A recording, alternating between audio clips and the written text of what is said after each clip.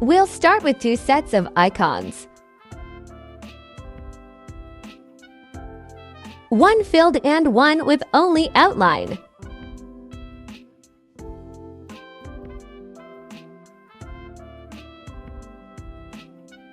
Now, just like me, make a 4x4 grid of icons with filled icons in diagonal.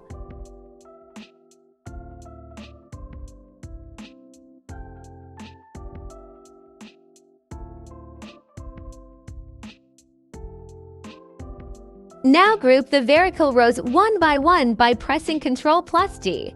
Rename the groups to Macite Look Clean.